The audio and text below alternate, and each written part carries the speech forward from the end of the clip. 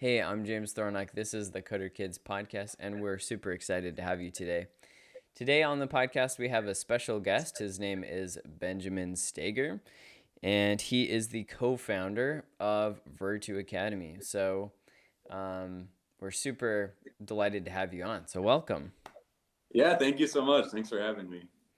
So we got connected over email. I think you did some digging, Benjamin. Um, and yeah, do you want to tell me a little bit about that? How did you find us? And Yeah, I mean, we have kind of been thinking about something lately, kind of this new idea in education. Sometimes people call it like STEAM education, where it's basically STEM education, but you add the A for arts. yeah, And that's kind of my background, was a lot of science and art stuff. So after, running Virtu Academy for a while, we were thinking about ways that we could integrate it a little bit more with STEM education, so science, coding, stuff like that.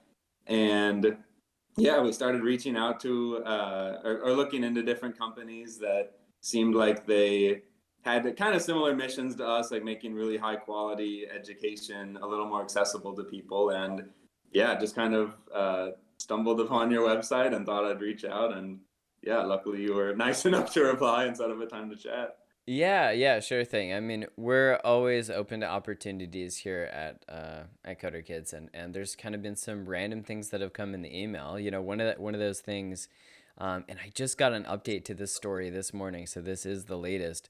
But we set up we helped a man, Leonard Onyango, set up a coding center in the slums of Nairobi, um, Mm-hmm. and he just received the tablets this morning, actually. So we're so excited. Like, I woke up at 6 a.m. and I looked at my phone, like one does in 2021, Yep. and I was just so unreasonably happy. So, and that was just like a random email that came to my inbox, right? So, Yeah. um, yeah, not everything works out, but I think this will. And so, just for context, I think this is going to be, I think, a productive conversation, and we've talked before, and I just think what we do is pretty similar.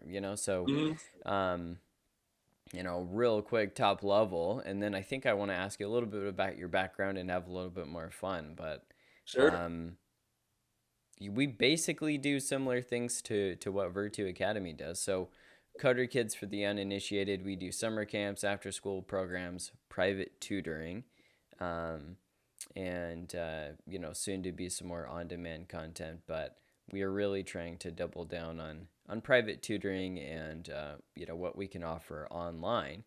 Um, and previously, we'd only kind of done in person stuff in the Houston area, and then yeah, coronavirus kicked us out of that very quickly. If we wanted to survive, we had to change and meet parents where they were, and so um, we were kind of some early adopters, and we'll talk some more about that later. But yeah, if you want to kind of introduce Virtu Academy and what y'all are trying to do.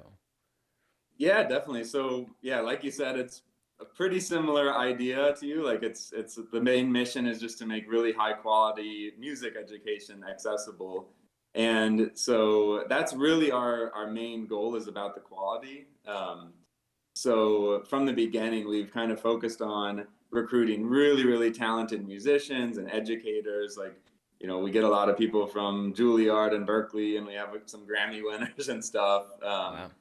But yeah, that's really the focus of us, is like getting the really high quality people that you might have to live in like New York or San Francisco to take lessons with them. But now through us, the goal is to have that a little bit more available for everyone uh, that wants it.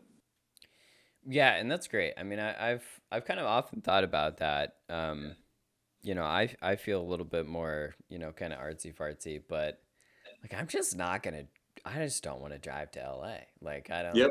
you know, if I wanted to go see more like stage plays or something, like I'm not gonna go to Broadway. Like, it's something I really want to do, and incorporate more of the arts into my life, in like a real kind of visceral sense. But um, Yeah, I think it's nice to be able to access these things and to break some of those barriers. Something that's Hmm. kind of been hopeful, and this interview is going to be kind of all out of order. It's going to be all sorts of fun.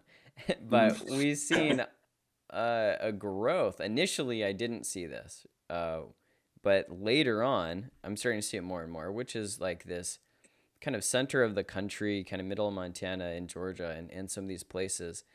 They've we didn't have any signups there, and then later we started to get a few, and I think it's basically um, cousins or friends or whatever of people who are used to going to after school programs. These are people who haven't done that kind of thing before, haven't done summer camps, haven't done private tutoring remotely. And oftentimes it's just a matter of scale. Like there's not just hundreds of kids needing to have programs. There's just like a couple of kids here and there in rural areas. Hmm. And, you know, we, at least like I Coder Kids, like I really hope that they can get all the opportunities that, kind of big city kids can have, right? I just think, Hmm. and so that's why it's really inspiring to me to see a little bit more of these signups from areas that, like, they're not going to have a coding program, they're not going to have a karate program, they're not going to have a program, Yeah, um, exactly. and now they have access to some, pretty top-notch education, if I can toot our own horn a little bit, but Yeah, and it's also true. yours too, right? Like that's something that's really good, and that's something that Yeah. can transform the educational landscape, which is, Hmm. sounds like something we both care about. So Yeah, for sure. And I mean, one of the first at the very beginning when we first got started, we did a little pilot program with this school in the middle of Ohio. And the band director there said that no one was taking music lessons because it was like over an hour drive to the nearest music teacher. So yeah, I think exactly like you said, it's just a lot of the teachers and stuff are located in big cities. So it's really, really hard for a lot of the students to find good quality teachers and stuff. And then even if you are in the city, sometimes it's like, $200 for an hour lesson with someone. So it's kind of really all around trying to make it more accessible. It sounds like, yeah, you guys are doing the exact same thing. yeah. I mean, this gets a little bit into business, but sometimes it's useful to discuss these things. I would say, one of the reasons we're still around is we didn't have a storefront um, Hmm. that we had to pay rent on for a year and a half, right? Yeah. Because I know a lot of our competitors' locations, and it was no good. Like I know for a fact they weren't making any money, and they were having to pay thousands of Hmm. dollars of rent in rent a month. And so I think that allows us to our costs are basically like we pay our instructors a lot, and then we pay for some like software every month, but instead of Hmm. like thousands going to rent or some special space. Like I'm in my home right now, like I happen to have a green screen and lights, so I don't look terrible. But other than that, I mean, I'm like 15 feet from my bedroom. Like there's nothing fancy Hmm. here, and that allows us to use the space we already have, bring down costs for parents, and that way that they're what they're paying for is the actual education. They're not paying for New York real estate. They're not paying for Houston real estate, which admittedly is cheaper Yeah. where I am, but they're paying for the experience, and they're paying for the education, the opportunity. So Hmm. well, I want to dive a little bit back into your past. I want to at least talk about what got you interested in either education or music or both, or like kind of the confluence of those. Something we've learned is that Yeah. coding knowledge and educational knowledge and classroom management, like they're not the same skill. So Hmm. when I'm hiring, like I have to I have to find where those things come together. And so how do you do that, but with music instead of coding? Yeah, I mean that is the most important thing. Like a lot of times, we have the people that are really great performers, but sometimes they have no teaching expertise and stuff. So yeah, Yeah. it's it's a challenge, but that's priority, making sure that they're actually good at both. But yeah, I kind of got interested. I mean, I was playing music since I was 5. I started with piano lessons and then kind of jumped around a little and ended up sticking with trumpet. Mm. But yeah, I think even starting in high school, I was excited about kind of helping tutor and teach like some of the younger students or like middle schoolers. So that kind of got me interested in like the one-on-one teaching a little bit. And I don't know, I don't know exactly why, but I've just always really liked it, like getting like younger people excited about learning music and stuff. That's always just been really fun for me. So I kind of did that all throughout college a little bit, and then yeah, obviously at a bigger scale now, I guess. Yeah. Okay. Good. So you've been doing this for a while. This wasn't some like harebrained, idea like, Friday at Yeah. midnight. Maybe um, the actual like plan came together, but it's something it sounds like you've been doing for a while. So that's good. Yeah, I've definitely been teaching for a while. And then I guess the idea mostly came from, so at Oberlin, where I and Brian, who's the other co-founder, went to college, they have this thing called winter term where basically you can just spend a month in January doing, whatever sort of project you want. Hmm. And so I was stuck in Oberlin there, which was, it's kind of in the middle of cornfields in Ohio. And, but I was taking trumpet lessons over Skype with this really famous trumpet player in New York. And Mm. then it kind of hit me. I was like, okay, why doesn't everyone do this? Like, you can take lessons with all these really amazing people just by doing it online. And like, I learned a ton from doing that. So that's kind of, I guess, like I've been teaching for a while, but then it kind of hit me that the online thing might be a good option then. And then, yeah, it's kind of where it came from. Yeah, I'm constantly thinking about like how to do things better. It's just like the way my brain works, and Mm-hmm. I haven't found the perfect solution to everything yet. Uh, I'm like firmly in my own lane, but I would say it's interesting to sometimes look at the way that individuals are doing things, right? And like individuals are trying to make, put out solutions into the world. And in this specific case, like, you're taking these lessons, right? And you're doing it over Skype at the time, back when Skype was cool, right? Yep. That was, oh Yeah, they man, weren't Zoom lessons. that is, yeah. I remember using Skype, Yeah. particularly to talk to, my international friends. Yeah, so that is something that's really interesting. You're like, well, we could just do this at scale. Yeah, so Mm-hmm. that's really great. And I think there's something great about being in person, of course, but what you're really trying to replicate is that kind of one-on-one, that kind of interaction. Um, and that's the thing, even if, you were at Juilliard, I mean, that's still not one to one. That's like Mm-hmm. however many people are in I don't know, I've never been to Juilliard. I don't know. Or like Yeah, me neither. So. how many people are in a class, right? Is it um certainly if it's an orchestra, it's kind of got to be, right? But Mhm. um that's certainly not going to be one on one. So I think um yeah, I think it allows just an incredible level of accommodation. So I want Mhm. to ask you um, a little bit about what's kind of your philosophy when doing these private lessons. Um, what's kind of your guiding method for like creating a Mhm. plan for a student, and what's the result that we're trying to find? Yeah, I think one of the most important things to me, like obviously they need to learn like the technique and all of that stuff, but I think the most important thing is to get them really excited and passionate about learning music because I think for so many kids they start at a young age because their parents forced them and then it's like homework for them or a chore so they get really bored of it and they end up not liking it, which I think kind of defeats the whole purpose of learning an instrument in the first place.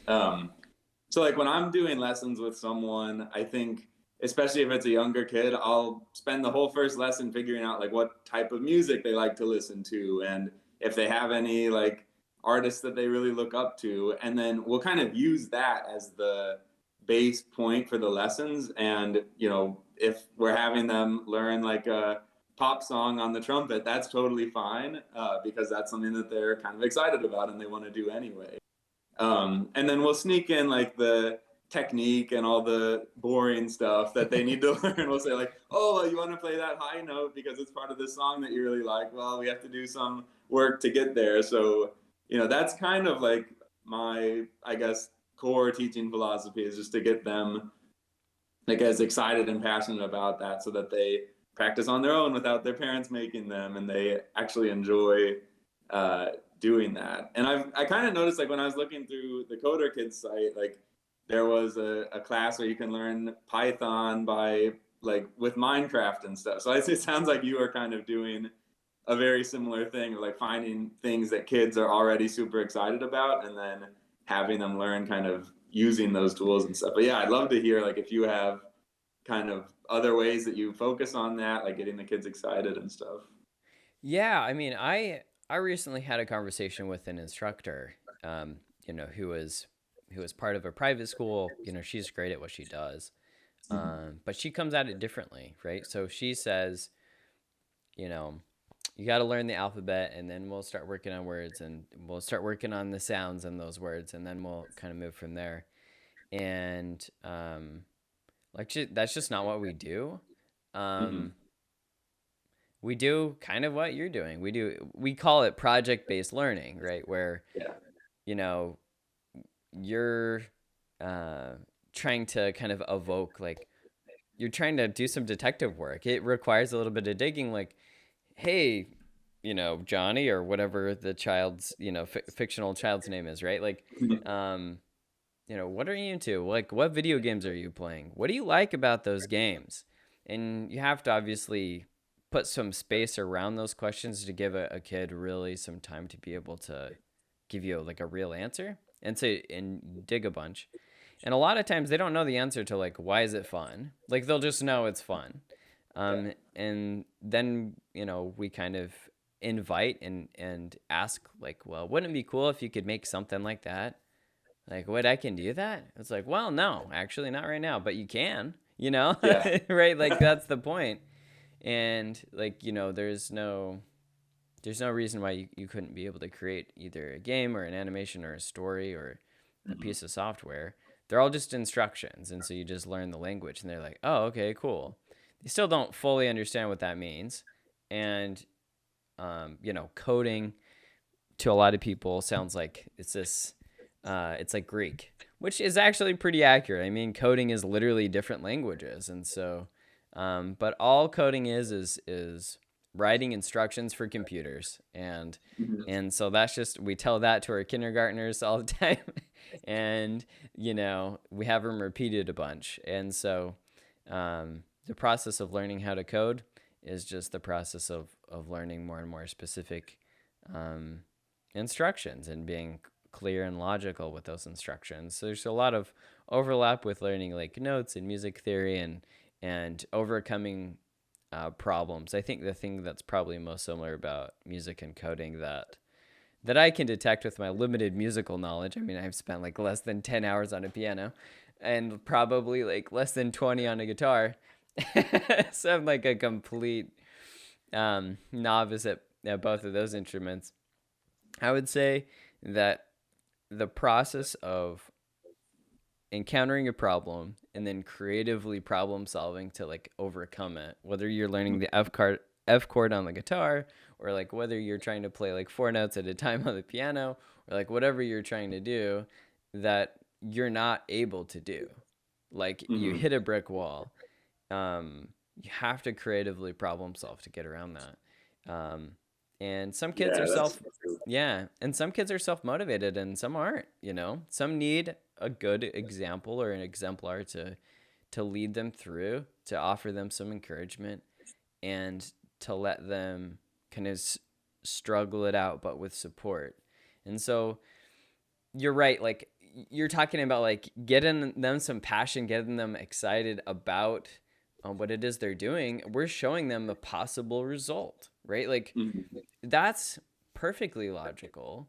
And we also have to set up reasonable expectations. Like, you're not going to be making a game like Pokemon Go in like next week, right? Yeah. But you can make a simple platform game or a simple text adventure. Like, if anybody remembers text adventures from like the 80s, kudos to you. But, uh, you know, you can start doing that almost tomorrow, right? And so then it's about iterating, building on those skills, and building confidence. So then, I mean, I guess what's the next stage, right? They're into these private lessons with y'all. They start building up their skills. Um, do you still focus on that like initial pop song for a while, or do you start like letting them know, hey, you've already done some stuff. Like, now you're starting to build a track record.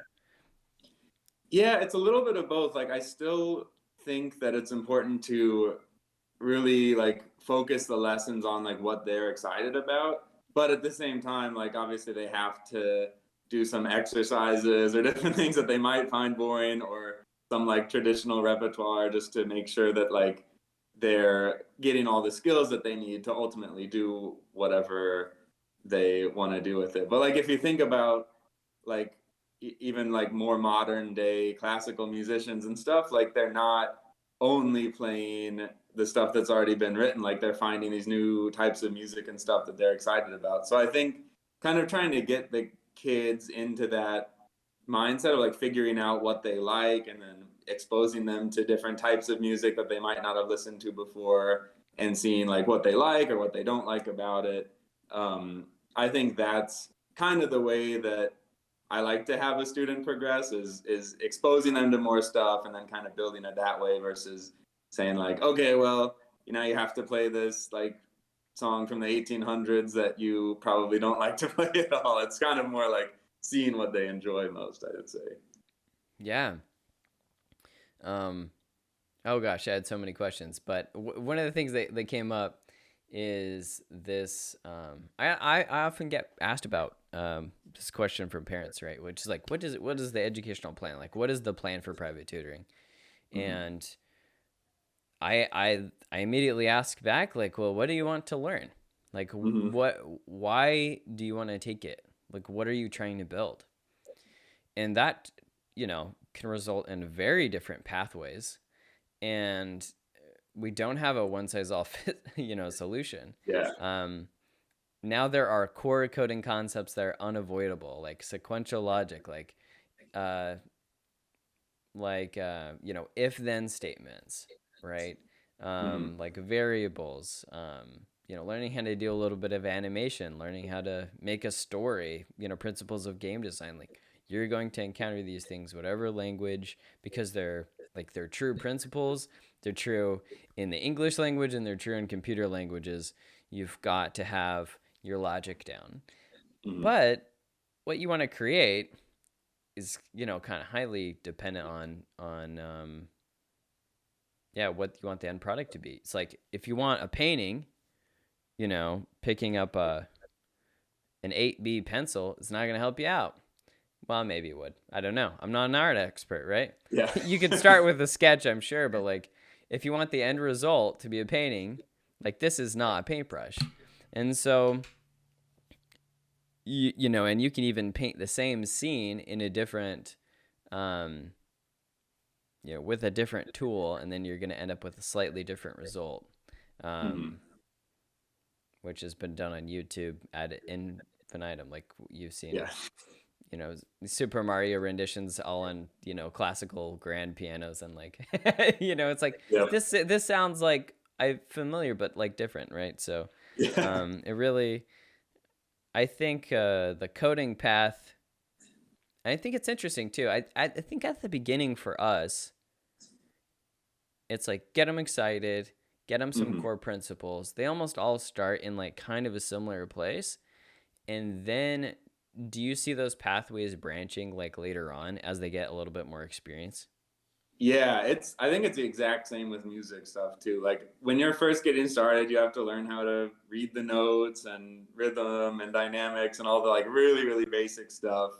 But then yeah, over time, like some students will find some certain type of music that they're super excited about, and they'll want to focus more on that stuff, or maybe they like improvising more, or whatever it might be. So yeah, it definitely branches out over time.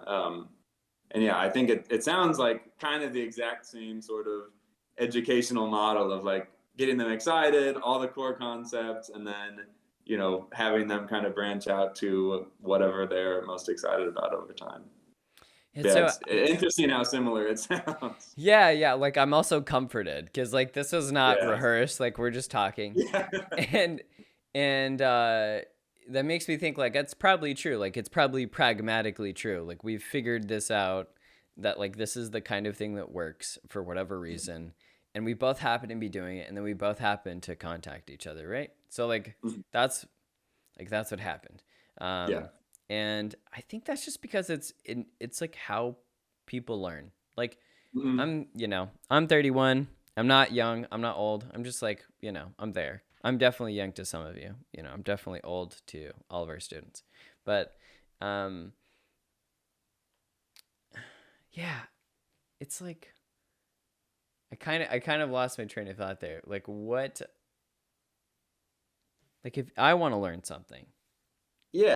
I mean, you have to be excited about it first. Yeah, I'm I not gonna like spend I any could not learn time something if I hate doing it.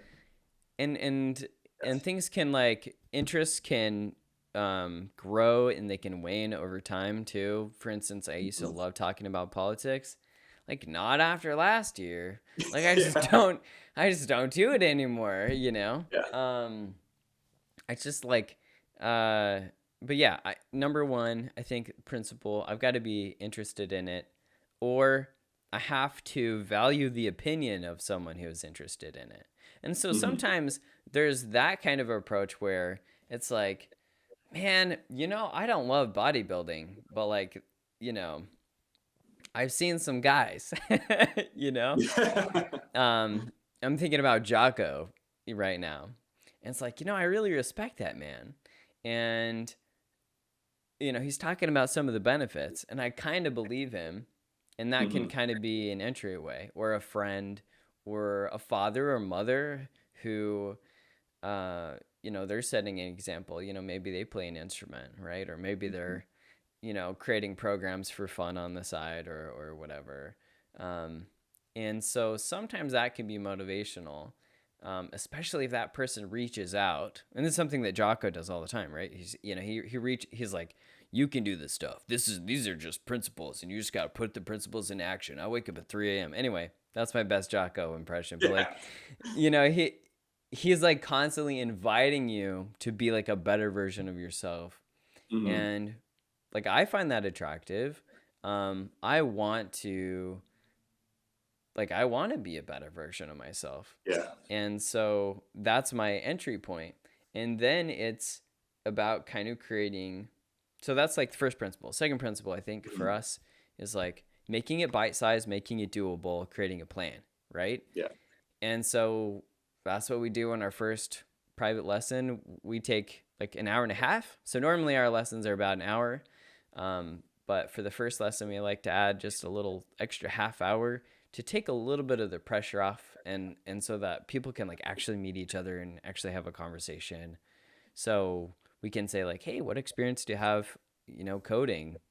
And have you built any games, and what are you interested in? And then they still get to learn something in that first lesson. They still get to like Mhm. apply something. And so that's kind of the second principle, which is like once we've gotten to know somebody, we're able to kind of create this plan that's customized to the individual. And then, the third principle is just like plug and play, making it consistent, making sure that lesson, say for vacations, is happening, basically every week, and that they're able to grow, and that they're finding a reason to keep going. So those are kind of the overriding principles, and that works for me in my life. Mhm. You know, I think my natural tendency is to tackle a project and just have it be my single focus, and then like with the guitar, So maybe I could take Yeah. some lessons from you guys later, but Yeah. I'll do something really intensely, or I'll have a goal, and then I'll just kind of fall off the bandwagon because I'm trying to do it on my own. Hmm. And I won't have that necessarily like support network. So, Yeah. um, yeah, And I wish that I had, I mean, like, yeah, something like Coder Kids when I was a little bit younger, because there are so many times now where, like I'm running a music business. It has nothing really to do with coding, but like I'm like trying to learn a little bit so that I can like make some updates to the website or something. So I yeah, just think like, yeah, having that, like you said, the kind of network to kind of like help foster it from an earlier age. Like, I wish I would have had something like that, because it's just like so useful for everything, pretty much. Um, yeah. yeah, That actually and I makes me think, think of something else. Go ahead. yeah. Go ahead. Oh no, I was just gonna say, about like you were talking about before, like getting inspired by someone else doing it. And I think that's so important. Like, it seems like you guys do this a lot with your teachers, and we try to, like, having really good role models for the younger kids, so that even if like right at the beginning they aren't like super excited about learning, but then they have someone that they're kind of looking up to and really excited to work with, and like hang out with for an hour each week. Um, that's like another really, really great way to uh, get people kind of passionate and excited about it. And I think that also kind of goes into like when I saw on your site that like over half of your teachers are female, and I think like that's so important, so that like young girls that maybe traditionally don't have as much exposure to programming and stuff, like they have these great role models to kind of encourage them to pursue it. And yeah, it's that kind of diversity aspect of the role models is so important too. But yeah, I kind of went on a tangent there, but it seems like you Yeah. guys do a really great job with that. Yeah, and thank you for noticing. But I think I have like two thoughts, and I think they're both consistent. But I believe that it's important to see like people that kind of look like you and you can Mm-hmm. relate to do cool stuff. And I think it's also important at the same time to see people who are different than you in Yeah. some key ways that you can relate to, and that you can Mm-hmm. think about like what is it like to be in their situation. So I think both things are really true. Yeah. If all you ever did was like, I guess like my bloodline is just like a cacophonous mix of like Europe and a little bit from Spain and some crazy people from Russia, right? So like I would not want the world to be just flooded with people like me, and every like Mm-hmm. in every organization. um I think empathy is a skill you can develop too, which is more like, how can I relate to someone that I don't default relate to? Anyway, that's a different philosophical discussion entirely. Yeah. But what you're talking about, and I think this is, I just had this thought. It just like sprung up from the depths of my mind, which are hard to fully understand. But like the kind of benefits that a network brings, um, and maybe I haven't ever thought about this like directly before, so it's like in its infant stages, this thought. But like being able to have like a human being that you can rely on in real time, I think is super valuable. Um, and like let's set music aside, let's set coding aside, just for like life, and Mm-hmm. as a resource. For instance, I have kind of a brother-in-law who's into music. He does cello lessons. Maybe I should hook you guys up. Anyway, he's really great. He's been doing cello for I don't know how long, but pretty long. And he's in a quartet, and he plays for churches and events, and then does education as well. And he's really good. Um, I think once he almost brought me to tears, which I didn't think was possible for a cello, but it was like, all right, this is good, some good stuff. Yeah, it's a Uh, good instrument. yeah, it's really powerful. Yeah. Um, and it actually takes a lot of back strength. I learned anyway. Weird. Um, but like with music, there are sometimes you have to get connected to people in order to be able to to even do certain types of music, right? Like he's in a quartet, right? Like you have to meet people, then you have to like be able to figure out a network. So I don't know that I've ever put on our website like, hey, upgrade your like network by taking private tutoring lessons. But now that I think about it, in kind of a chaotic moment that we're having, it's like, yeah, you know what? That is useful to have someone that you can throw bad ideas at and eventually get to a good idea, or someone who's tried a lot of the stuff that you're talking about and say like, well, you know, this is my experience trying those ideas, and maybe it wasn't successful, or maybe it was, or maybe it wasn't successful for some reason, and maybe you could try a different way. um, and I think that relates to our, yeah, look, I got a philosophy minor, so just please excuse all the philosophy, but No, it's great. like I I think we're all richer when we're each individually more knowledgeable, right? And so we're trying to be able to tap into that knowledge that we have, and be able to benefit from each other's work. Like I never had enough time to invent an iPhone. Like it's not possible. Or, you know, polyester for my shirt, or like Sony making these awesome headphones, or, you know, whatever awesome, I think it's the company's iFine or FiFine for the microphone, whatever, you know, manufacturing facility that made this. Like I'm grateful because it would have taken me more than 1,000 lifetimes, and I know that because like we're in 2021. We're not in 3000 BC where none of these things would be available. And how many people did it take to get from 3000 BC technology to where we're talking completely remotely? I actually don't even know where you are right now, and we're talking, right? Like, Yeah. where are you right now? I'm in DC. Right. Okay. See, and I'm Yeah. here in Houston. I'm in Katy, Texas, which is like a suburb of Houston, right? So, like, what kind of wild magic is it that, like, I didn't even know exactly where you were, and like we're talking, and it's not smoke Yeah. signals, and it's not even Morse code. Like, it's a video chat. You can see my facial expressions. Like that's So that's a little bit highfalutin. That's a little bit philosophical. But I think the core principle that I'm trying to pull out is like there are benefits to having a network. There are benefits of being able to bounce ideas off of someone. I know for a fact many of my ideas are not amazing. And so it's really good to hear from one or two people or a friend that you can take, like, well, you know what, James? That's not a good one. Try again. I'd rather do Yeah, that it's than so take an important to have idea to like, market yeah, and just like yeah. be humiliated, right? So, Yeah. But yeah, having some people you can trust, like both like colleagues and friends, but also like, you know, teachers and mentors and stuff, like you have to have some people like that that you can throw ideas around to. Um, yeah, I think that's what makes someone like a really great teacher is like if you can kind of build enough trust to do that, and then you won't be like super embarrassed to give them a really bad idea or whatever. And yeah, it's just kind of a supportive relationship is really important like that.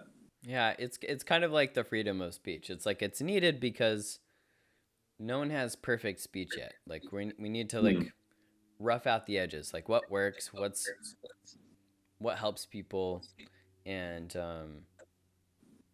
what's true, and then eventually you get to something that's, you know, functionally true, right? Hmm. I want to ask you about your students. Like, do you have a specific example who, you know, just of a student, you know, who had a, you know, good experience doing lessons or something? I'm sure you have a few, at least. I know I have one in mind. Can you tell me about one or more of those experiences?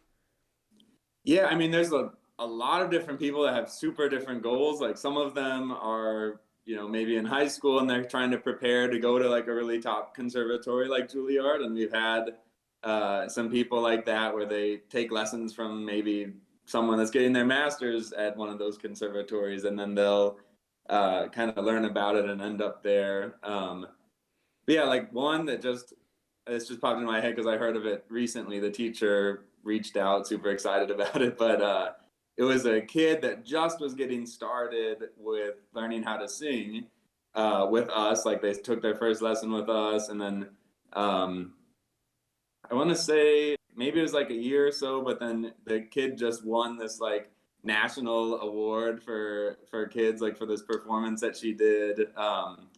So yeah, stuff like that. And then the teacher reached out to me and was like so excited, like, oh, look what my student just did. So there's like just amazing things like that that kind of make me so thankful to how good like all of our teachers are, that they can like just start out a student and then get them to the point where they're like, getting a national award. Is just like really exciting that we have teachers that can do stuff like that. But yeah, there's a lot of really, really amazing students on our site. And I sort of recently we started to learn about them a little bit more because we started doing these virtual recitals.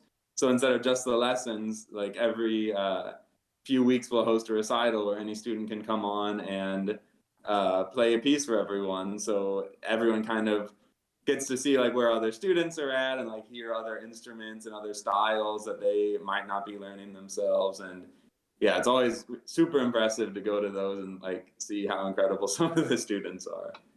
But yeah, it's definitely been rewarding to hear all of them. Yeah, I mean that's great, and I'm glad you had an example, like a concrete example offhand.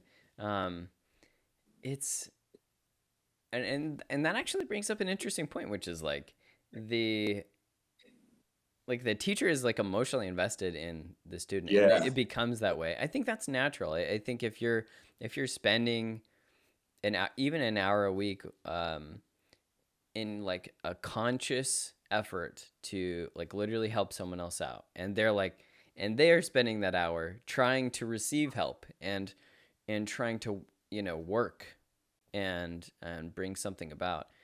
I think that just it leads to good things, and it does lead to this kind of mentorship relationship, which is like I think pretty vital. We have an example. The person who started us online tutoring, this was like back in I think 2016, could have been 2017, and they're like, hey, it was from a lady who she herself did lessons and tutoring, but she was in a different state, I believe, still is, I think, there, and wanted good education and a good experience, so got in contact and said, hey, well, can you just do your regular private tutoring, but can you just do it online? We're like, I guess so. So it wasn't even our idea. Like that's the and it kind of was, kind of wasn't for you, right? Like you kind of learned from someone else, and it was something that worked. And you know what's crazy? They're still taking lessons. It's 2021, but so here's the crazy thing. So he's like taking lessons right now. The student started with Python's actually still with Python, but is like now creating games that are like a lot more complicated. And that student is also an intern of mine. And so now I rely on him to, actually be a part of the Coder Kids culture. He actually runs the our public facing Minecraft server, which anybody can join for free, which is fun. But he's also got a role in game jams and things of that nature too. So it's interesting how students can later contribute. I'm sure you'd have nothing wrong with one of your students like then teaching for you later, right? Like there'd be no problem. That's the goal. Maybe in a few years. Yeah. Yeah, so it's like you pay for lessons and then we pay you for lessons. It's just like a cycle of life, right? And so like that's a story I have. And I didn't reach out to them before this interview because I didn't know I'd be talking about them. But yeah, so if you want to know their name and if you want to talk to them, come on the server. But yeah, that's just one example, and there are a lot of examples. And I think it's inspiring to have these good examples in teachers as well. Like, we have a previous instructor who's working for a subcontractor for NASA. So hopefully that's not too many layers of removal, but it's like, wow, she's like working on jet propulsion systems and like the fluid dynamics of like rockets and stuff. It's like, that's actually rocket science, right? Like, Yeah.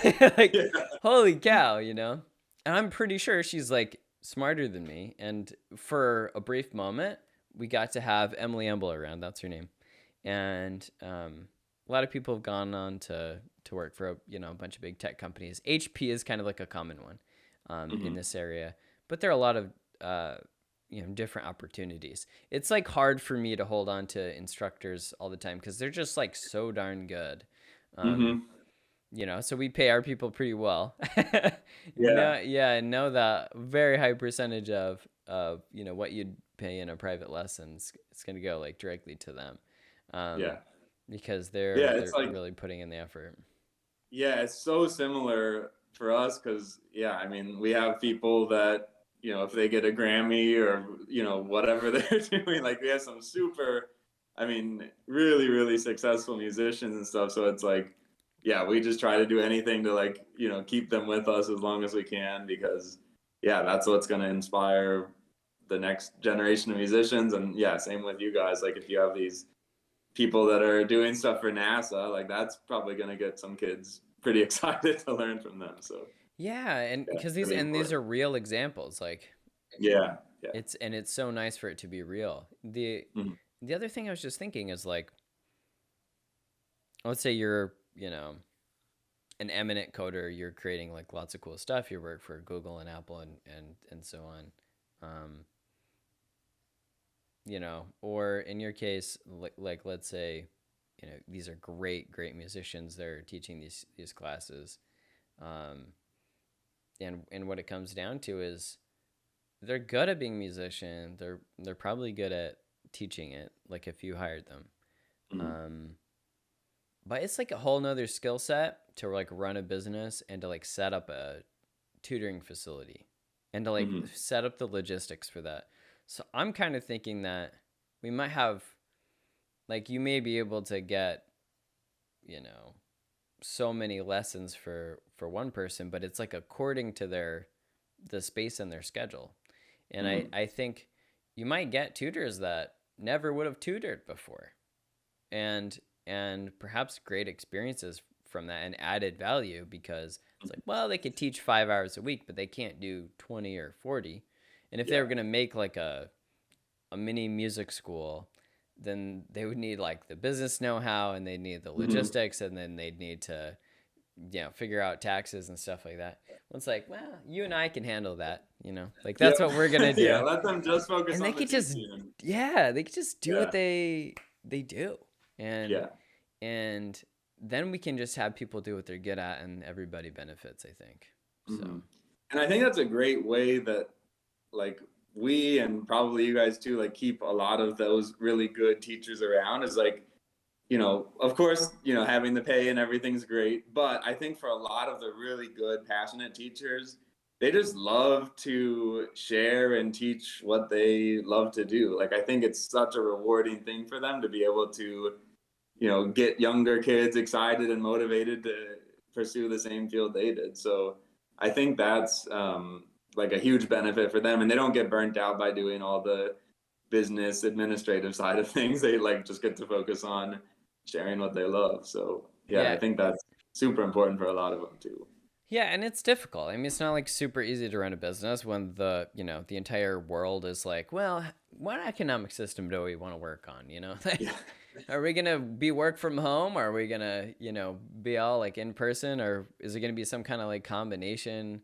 Um, is our currency inflating at the moment? Like, oh gosh, and yeah, musicians aren't necessarily like innately, able to deal with that, and so that falls on us to kind of accommodate and to put in the work and make sure that the platform is good and that when somebody processes a credit card payment that it comes through immediately, like all these Mhm. like invisible little things like Yeah. we've taken care of. Yeah. By the way, it does work on our site, just in case anyone wonders. But yeah, so I mean, thank you for obviously like putting in the work, making sure that things work. All of that groundwork has to be laid in advance, right? Like there have to be roads to like get somewhere, unless you're, like a pioneer or you have like a off-roader vehicle, um, and basically like the internet has led you to basically build a road and bring a classroom right to somebody, and I think that's pretty beautiful. Yeah, well, I'll leave it up to you. Do you have any random questions that you'd like to ask, or anything like you'd like to say? Yeah, I mean, I guess just maybe this is a separate conversation because it can get pretty in depth. But before we were talking a little bit about like some similarities between like the coding education and arts education and stuff. And I just like I'd love to, if we have time, maybe discuss that a little bit more because obviously you're kind of an expert in the coding side of education, and we've been doing a lot of music. But yeah, it seems like it's very early stages. People are starting to realize it, like in the education space, that there can be some cool overlap and stuff. But yeah, I Mm, mean the process that we were talking about sounded pretty similar, and um, I also think that there's like a lot of, or you were talking about this earlier too, like the skill of being able to like sit down and like try to figure out how to solve a problem. Like if it's learning a chord or how to play a different note or something on an instrument, or something's wrong with your code and learning how to fix that. And then it's the same like kind of reward at the end of like, okay, your code works or you're able to play this piece of music. So I don't know. I just think there's a lot of interesting similarities that we would probably discover just chatting more about it. But yeah. yeah, yeah. I mean, there's like there's so many similarities, Mhm. I I think there's also benefits to kind of doing both. I mean, Yeah. Yeah. part of the reason we're having this interview is so that I can offer to your parents and you can offer to the parents who've taken our classes, like, hey, let's make your, or let's help. I'm not going to make your child do anything, but like, Yeah. let's invite your child to be a little bit more well-rounded, right? And hmm the clear direct application of music and coding is like every video game has a soundtrack, right? Yep. Like every single one. Like you think of your Yeah. favorite game and there was intense thought about sound design. Yeah. For sure. And I can tell you a little bit at a kindergarten level about sound design.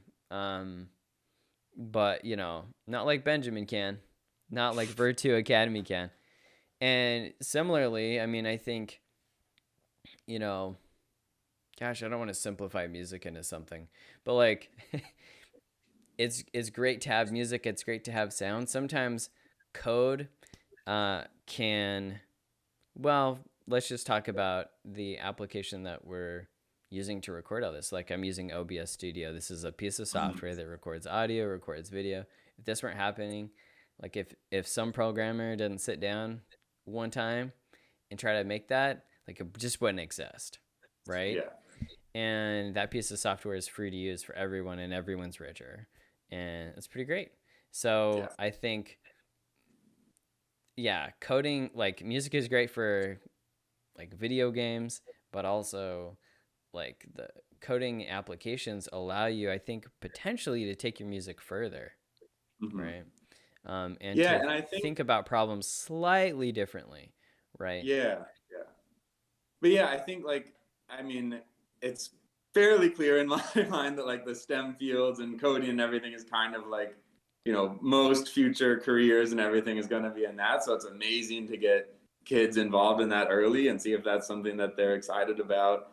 But then even on the more like abstract level, I guess, like, yeah, there's definitely careers that use a little bit of both, but even like the skills that come from each other, like, if you're a musician and constantly having to play with other musicians, you kind of learn this like really interesting type of teamwork where you really have to trust each other and like help each other succeed so that you can play in a group together. And it's a similar thing that you would need if you're a developer. You have to really be able to work with other people and kind of to a same end goal. But I think there's all of these little skills that like learning music or art or something can kind of bring to anything, even if the ultimate goal isn't to be a professional musician or painter. Like those skills and the creativity that you get, I think helps so many other fields. And yeah, I just think there's like a lot of both fields can really benefit each other if you have kids doing them both at a young age, I think. Yeah, and if for no other reason, let's say theoretically, our perfect customer would have like a music lesson and a coding lesson. Yeah. They're at least spending 2 hours a week. 2 hours a week. How? It's not many hours. How many hours are Yeah. in a week? Maybe I should ask Alexa, but there's a lot, right? 24 Yeah. times 7. So very small percentage, right?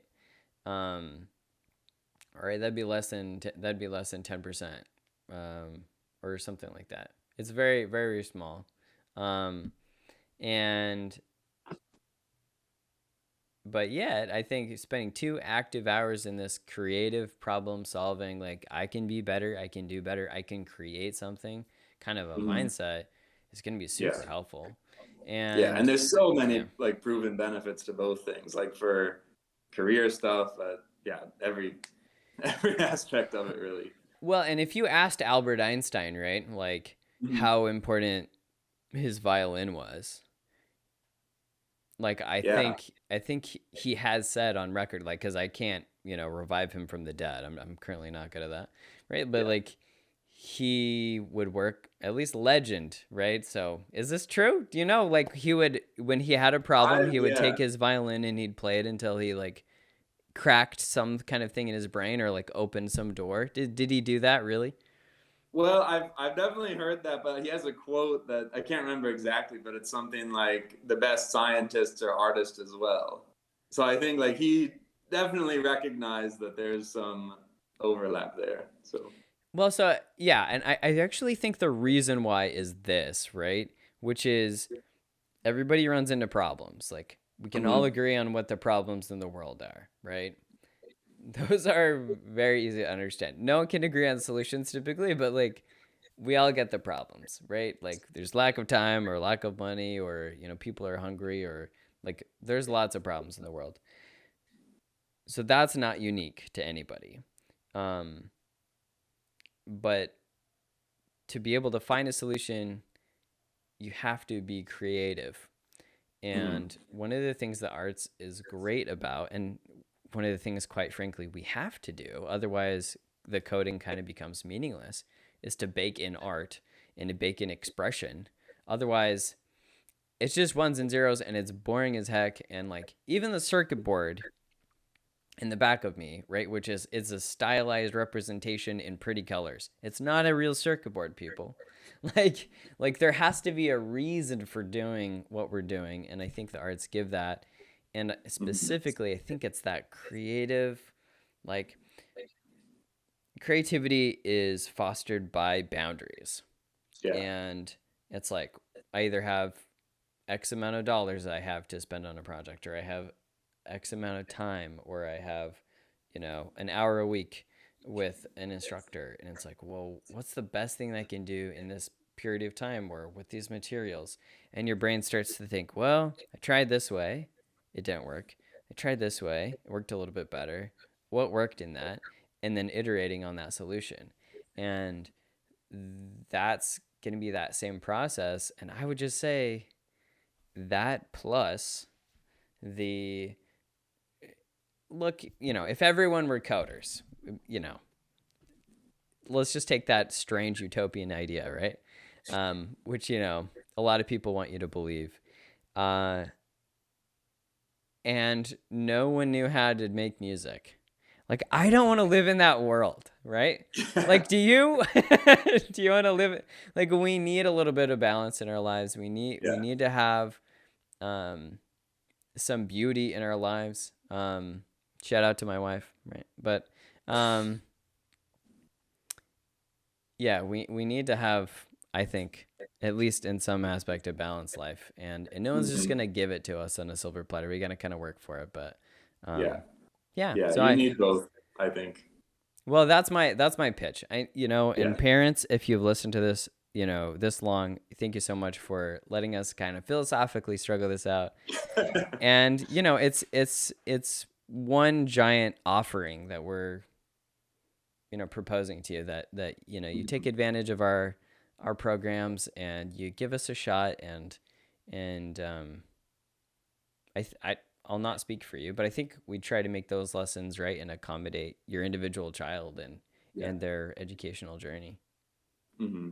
Yeah, and I mean, like, some schools might be doing a little bit of this, like where you can, kind of the integrated stuff. But I think, like, yeah, platforms like Coder Kids, Virtu Academy, Khan Academy for science stuff. There's so many platforms now where you can get access and like have your kids kind of explore all these different fields and like see how they intersect. And I think, yeah, it's a great opportunity for them to kind of get to experience a few different things outside of the classroom too. So yeah, Yeah. I definitely highly recommend doing both. Obviously, Yeah, maybe I mean, biased. of course, we're heavily biased in this. We still think it's true. If you're on the fence and you're like, well, it sounds like a good idea, but I don't want to be locked into anything for forever. I mean, I think you can kind of start up lessons and shut them down. We don't have any kind of like weird agreements. These Yeah, are basically at will lessons. Are yeah. yours similar? Yeah, you can do one, and the first one's half off too. So it's like Yeah. $15. You can have your kid try a lesson, and if you don't like it, then that's it. So Yeah. yeah, Yeah. So I think that's the other thing is like, if you are willing to sacrifice like a very small amount of time, like an hour and a half in our case, yeah, I guess instead of half off, we just do 50% more time. So it's like the basic, it's the same thing. same Um, way. so we're willing to meet you where you are. I think the minimum is really kind of two to get a real try in. Mhm. Um, and that's just what I've seen. So anyway, thank you so much for coming on the program, for talking to me, for really kind of diving deep. This was really kind of a new experience for me to talk to someone that's like so similarly like tuned in and like you care about the needs of the students and parents and yeah. I'm really motivated. Like I just want to market for you Yeah, for free. Like I just want to go into the grocery store and be like, "You heard about my boy Ben like in Virtu Academy? He's great. You should check him out." Like cuz it's like I've just seen happy students, Mhm. right?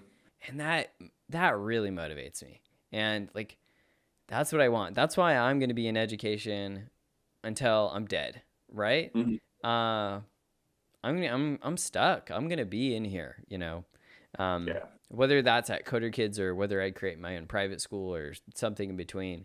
We're gonna make this happen. I think a lot of we haven't talked about this maybe on a future episode, but a whole nother can of worms is like the educational system in America and like how you provide solutions to students. And I think a lot of it's just straight up broken right now. And Mhm. we want to help people in the middle of the country, in big cities, wherever you're located. We don't really care. We want to help you out, and we want to make a difference. And so, yeah. Anyway, my heart's on the line. I mean, that is like the honest truth. Yeah, yeah. No, So, we have a lot in common there, I think. well, good But stuff. yeah, it's been really great to chat about all these crazy philosophical ideas and stuff. But Yeah, yeah, sorry and to and take it's you like on all these this. tangents. No. I mean, so much of it is so common between the two, like way more than I was expecting when we first jumped on. So Yeah, yeah, it's been similarly. really cool. Well, cool. Um, we won't like tell you all the links, but they're going to be in the description, so our websites or our email addresses, like how to contact us. If you have a very specific question about your child, I and if you're interested in something, 99% of those people are like, I have questions. 1% is like, Mhm. sure, sign me up. So Yeah, questions are welcome. If you say like, hey, I have kind of a weird schedule, we can figure that out. If you're like, hey, I just want to try it out. Great, we'll figure that out, and I'm sure we'll be happy to help and happy to spend some time with you and figure those things out. So, yeah, um, absolutely. well, man, I can't wait to see how your company grows and then also how things develop over time. And so, well, until next time, we'll see you later. Yeah, love to be back. Thank you so much. Hmm. Talk to you later.